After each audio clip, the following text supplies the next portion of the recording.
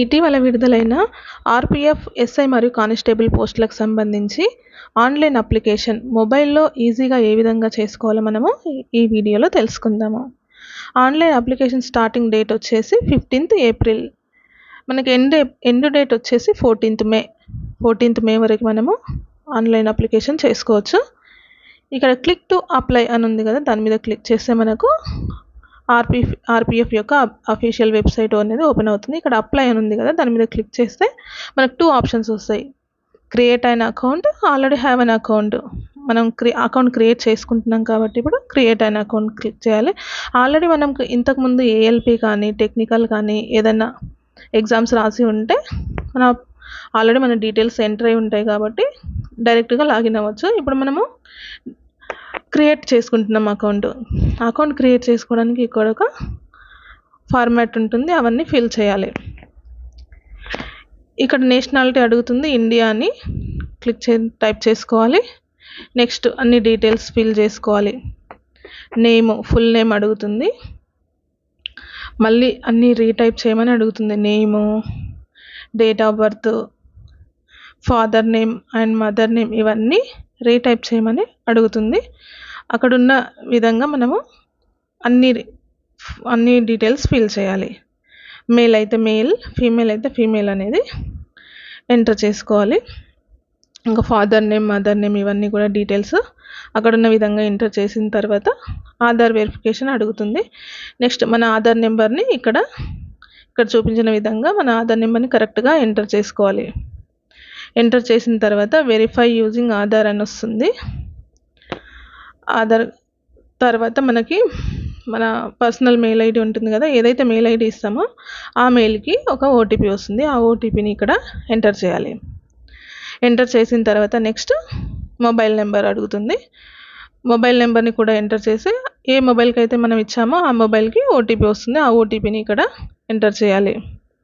చేసిన తర్వాత మనం ఒక పాస్వర్డ్ని క్రియేట్ చేసుకోవాలి. ఆ password capital letters, small letters, numbers, సింబల్స్తో తయారు చేసుకోవాలి. ఇక్కడ చూపించిన విధంగా సింబల్స్, నెంబర్స్ ఉండేలాగా ఒక పాస్వర్డ్ని క్రియేట్ చేసుకోవాలి. చేసిన తర్వాత మనకి మళ్ళీ కన్ఫర్మ్ పాస్వర్డ్ అని అడుగుతుంది. పైన ఇచ్చిన పాస్వర్డ్ని సేమ్ కింద కూడా టైప్ చేయాలి. ఆ తర్వాత ఒక క్యాప్చా కోడ్ ఉంటుంది, ఆ కోడ్ని ఇక్కడ ఎంటర్ చేయాలి. ఎంటర్ చేసిన తర్వాత నెక్స్ట్ అని నొక్కితే మనం ఇప్పటిదాకా ఫిల్ చేసిన డీటెయిల్స్ అన్నీ, మన పర్సనల్ డీటెయిల్స్ అన్నీ ఎంటర్ అయిపోతాయి. ఈ విధంగా అన్ని డీటెయిల్స్ వస్తాయి. మనకి వచ్చిన తర్వాత ఇక్కడ మనకి ఏమైనా మిస్టేక్ చేసి ఉంటే ఎడిట్ చేసుకోవచ్చు, లేకపోతే ప్రొసీడ్ అని టైప్ చేసుకోవచ్చు. ప్రొసీడ్ అన్న వెంటనే నెక్స్ట్కి వెళ్ళిపోతుంది. ఆల్రెడీ మనం పర్సనల్ డీటెయిల్స్ అన్నీ ఎంటర్ చేసాం కాబట్టి నెక్స్ట్ మనకి ఒక అకౌంట్ క్రియేట్ అయిపోతుంది. అకౌంట్ క్రియేట్ అయిన తర్వాత మనం ఇలా అఫీషియల్ వెబ్సైట్కి అయితే వచ్చేసాం ఆర్‌పీఎఫ్ది. ఇక్కడ మనము మొబైల్ నెంబరు, మన పాస్వర్డ్ చేసుకున్నాం కదా, అవి ఇక్కడ టైప్ చేస్తే మనం దాంట్లోకి సైన్ ఇన్ అవ్వచ్చు అనమాట. మనం ఇందాక ఇచ్చిన మొబైల్ నెంబరు, మన పాస్వర్డ్ ఎంటర్ చేసేసి ఇక్కడ ఈ విధంగా మనము వెబ్సైట్లోకి వచ్చేసాం. వచ్చిన తర్వాత మనకి ఇక్కడ మనము పైననేమో సబ్ ఇన్స్పెక్టర్ది ఉంటుంది, కింద కానిస్టేబుల్ అప్లికేషన్ ఉంటుంది. మనం ఎస్ఐది చేసుకుంటున్నాం కాబట్టి ఎస్ఐది దాని మీద క్లిక్ చేసేస్తే ఇలా మళ్ళీ డీటెయిల్స్ అడుగుతుంది. మ్యారిటల్ స్టేటస్ మ్యారీడ్ అయితే మ్యారీడ్, అన్మ్యారీడ్ అయితే అన్మ్యారీడ్ అని టైప్ చేయాలి. నెక్స్ట్ రిలీజియన్, హిందూ అయితే హిందూ, ముస్లిం అయితే ముస్లిం, ఏ రిలీజియన్ అయితే అది ఎంటర్ చేసుకోవాలి.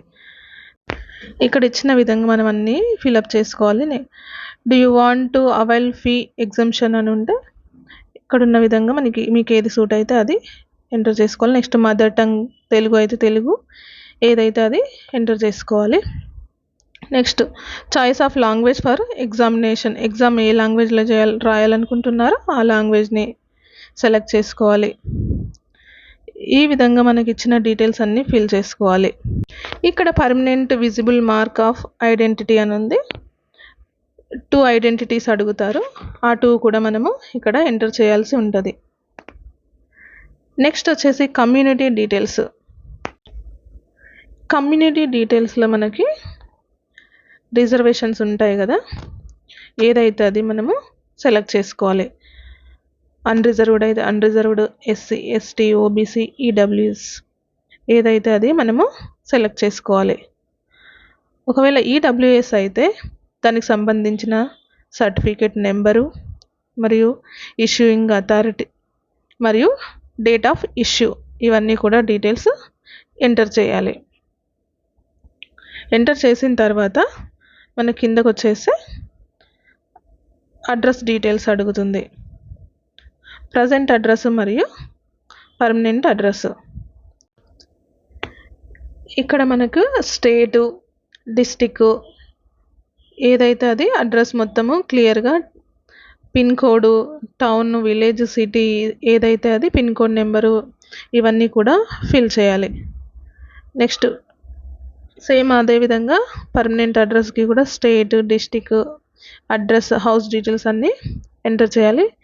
ఇంకా విలేజ్ ఏది కూడా నెక్స్ట్ పిన్ కోడ్ ఇవన్నీ కూడా డీటెయిల్స్ ఎంటర్ చేయాలి. సేమ్ అడ్రస్ అయ్యిందనుకో ఇక్కడ tick permanent address is same as present address అని ఉంది కదా, అది టిక్ చేస్తే రెండు కూడా సేమ్ అడ్రస్ అని ఫిల్ అయిపోతాయి అన్నమాట. డిఫరెంట్గా ఉంటే డిఫరెంట్గా టైప్ చేయండి. సేమ్ ఉంటే అది క్లిక్ చేయండి. క్లిక్ చేసి మొత్తం ఎంటర్ చేసిన తర్వాత సేవ్ చేసుకోండి. సేవ్ చేసేసి నెక్స్ట్కి వెళ్ళండి. నెక్స్ట్కి వెళ్తే మనకి కేటగిరీ డీటెయిల్స్ వస్తుంది. కేటగిరీ డీటెయిల్స్ ఏమడుగుతారంటే ఎక్స్ సర్వీస్ మ్యాన్ డీటెయిల్స్. ఒకవేళ ఎస్ అయితే ఎస్ అడిగితే ఏమో మళ్ళీ దానికి సంబంధించిన అన్ని వివరాలు అడుగుతుంది. ఒకవేళ ఎస్ అయితే ఎందులో పనిచేస్తావు, ఆర్మీ, నేవీ ఏదైతే అది దానికి సంబంధించిన ర్యాంక్ ఎంత వచ్చింది, ఏ సర్వీస్లో పనిచేసావు, డేట్ ఆఫ్ అథెంటికేషను ఇవన్నీ కూడా డీటెయిల్స్ ఎంటర్ చేయాలి ఉంటుంది. నో అయితే ఇవన్నీ ఏమీ అడగదన్నమాట.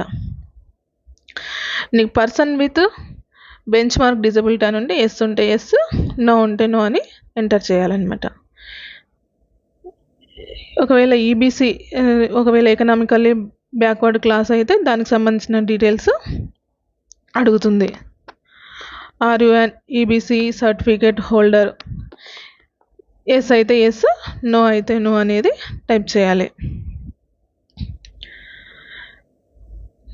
ఒకవేళ నెక్స్ట్ ఏదైనా రైల్వేలో నువ్వు ఎంప్లాయీవా ఇవన్నీ డీటెయిల్స్ అడుగుతుంది. ఎస్ ఉంటే ఎస్, నో అంటే నో. ఎస్ అని ఉంటే మళ్ళీ దానికి సంబంధించిన డీటెయిల్స్ ఎంటర్ చేయమని అడుగుతుంది. నో అని ఉంటే ఇవన్నీ డీటెయిల్స్ ఏమీ ఎంటర్ చేయాల్సిన అవసరము ఉండదు.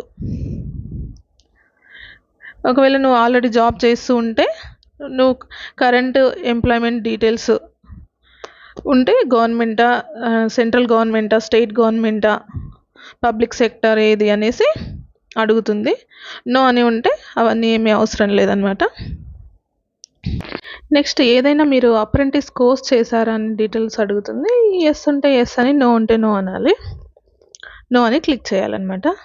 నో అని ఉంటే ఏ డీటెయిల్స్ అవసరం లేదు. ఎస్ అని ఉంటే మాత్రం దానికి సంబంధించిన కొన్ని డీటెయిల్స్ అడుగుతుంది. Certificate issue date, certificate date ఇవన్నీ డీటెయిల్స్ ఎంటర్ చేయాలన్నమాట. ఎంటర్ చేసిన తర్వాత నెక్స్ట్ మనకి బ్యాంక్ డీటెయిల్స్ అడుగుతుంది. బ్యాంక్ డీటెయిల్స్ ఎందుకంటే మనము ఎగ్జామ్కి అప్లై చేసుకునేటప్పుడు ఫీ పే చేస్తాం కదా, ఆ ఫీ మనం ఎగ్జామ్కి అటెండ్ అవుతే మనకి రీఫండ్ అవుతుందన్నమాట. అందుకోసం మనము ఇక్కడ కొన్ని బ్యాంక్ డీటెయిల్స్ అయితే అడుగుతుంది. అవన్నీ మనము ఎంటర్ చేయాలి. బ్యాంక్ డీటెయిల్స్ వచ్చేసి name of holder, account holder, ఎవరి పేరు మీద అయితే అకౌంట్ ఉంటుందో వాళ్ళ నేమ్ అయితే ఇక్కడ ఎంటర్ చేయాలి. నెక్స్ట్ వచ్చేసి అకౌంట్ నెంబర్, ఇవన్నీ కరెక్ట్గా ఫిల్ చేయాలన్నమాట. మళ్ళీ కన్ఫర్మ్ అడుగుతుంది.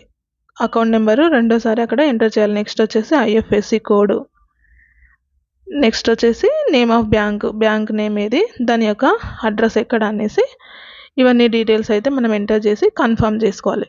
కన్ఫర్మ్ చేసుకున్న తర్వాత నెక్స్ట్ సేవ్ నొక్కాలి. సేవ్ నొక్కిన తర్వాత నెక్స్ట్ బటన్కి వెళ్ళాలి. నెక్స్ట్ వెళ్ళిన తర్వాత మనకి ఈ క్వాలిఫికేషన్ డీటెయిల్స్ అయితే అడుగుతుంది. కొన్ని క్వాలిఫికేషన్ ఏంటి, ఏ స్టేట్లో కంప్లీట్ చేశారు, ఏ డిస్టిక్లో కంప్లీట్ చేశారు, ఏ బోర్డు, ఇంకా నెక్స్ట్ డేట్ ఆఫ్ పాసింగ్, ఏ ఇయర్లో పాస్ అయ్యారు, దాని యొక్క రోల్ నెంబరు, ఇవన్నీ డీటెయిల్స్ మనమైతే ఎంటర్ చేయాలి. ఒక్కొక్కటి qualification type, roll number, state, district, ఏ బోర్డు, ఏ ఏ డేట్లో డేట్ ఆఫ్ పాసింగ్, ఇవన్నీ డీటెయిల్స్ అయితే మనము ఎంటర్ చేయాల్సి ఉంటుంది. చేసిన తర్వాత నెక్స్ట్ మనకి అప్లోడ్ ఫోటో మరియు సిగ్నేచర్ అనేది వస్తుందన్నమాట. మనం ఇక్కడ మన పాస్పోర్ట్ సైజ్ ఫోటోని ఇక్కడ అప్లోడ్ చేయాల్సి ఉంటుంది. ఇక్కడ 6 months బిలో ఫోటో అయితే ఇక్కడ అప్లోడ్ చేయకూడదు. దానికి ఫోటో ఏ సైజులో ఉండాలి, 35 mm మరియు 45 mm సైజులో ఉండే ఫోటోని మాత్రమే ఇక్కడ అప్లోడ్ అవుతుంది. నెక్స్ట్ సిగ్నేచర్ కూడా దాన్ని మనము జేపీజీ ఫార్మాట్లో ఉండాలి. సైజ్ కూడా అక్కడ చూపించిన సైజ్ ప్రకారం అప్లోడ్ చేయాల్సి ఉంటుంది. ఫోటోని మనము ఈ విధంగా ఫోన్లోనే బ్రౌజ్ అనే బటన్ క్లిక్ చేసి మన ఫోటోని మనము ఇక్కడైతే అప్లోడ్ చేయవచ్చు. సేమ్ సిగ్నేచర్ కూడా ఆ విధంగానే చేయాలి. చేసిన తర్వాత మనం ఇక్కడ సేవ్ అనే ఆప్షన్ని క్లిక్ చేసుకోవాలి. సేవ్ అనే ఆప్షన్ క్లిక్ చేసి నెక్స్ట్కి వెళ్ళాలి. ఇక్కడ మనము ఇక్కడ ఇవన్నీ అయితే అప్లోడ్ చేసాం కదా, దానికి ఏ ప్లేస్ నుంచి అయితే మనం అప్లై చేసామో దానికి సంబంధించిన డీటెయిల్స్ అయితే ఎంటర్ చేయాలి. కింద మనము ఏ డేట్ అయితే ఆటోమేటిక్గా వచ్చేస్తుంది. ఇక్కడ సిగ్నేచర్ ఉంటుంది. నెక్స్ట్ ప్రొసీడ్ అప్లికేషన్ అంతా క్లియర్ అయిపోతుంది. క్లియర్ అయిన తర్వాత మనకి ఇక్కడ మన డీటెయిల్స్ అన్నీ వస్తాయి. మనం ఏ లాంగ్వేజ్లో ఎగ్జామ్ అనేది రాస్తున్నామో ఇంకా డిక్లరేషన్ అంతా వస్తుందన్నమాట. ఇక్కడ మనకి కింద ఒకటి ఆప్షన్ ఉంటుంది. మనము డీటెయిల్స్ అన్నీ రీచెక్ చేసుకోవాలనుకుంటే ఇక్కడ టిక్ బాక్స్లో చేసేసి మనము ఎడిట్ చేసుకోవచ్చు అనమాట. అన్నీ కరెక్ట్గానే ఉన్నాయా లేదా అనేసి మళ్ళీ రీచెక్ చేసుకోవచ్చు. ఎడిట్ ఆప్షన్ దగ్గరికి వెళ్ళేసి అన్నీ కరెక్ట్గానే ఉంటే నెక్స్ట్ మనము సబ్మిట్ ఉంది కదా, ఈ సబ్మిట్ ఆప్షన్ మీద క్లిక్ చేస్తే మన ఫామ్ అయితే సబ్మిట్ అయిపోతుంది అనమాట. ఇలా ఈ విధంగా సబ్మిట్ ఆప్షన్ అనేది వస్తుంది. I agree with terms and conditions అని అంటే దాని మీద క్లిక్ చేస్తే నెక్స్ట్ మనము పేమెంట్ కూడా ఇక్కడే మనము చేసుకోవచ్చు.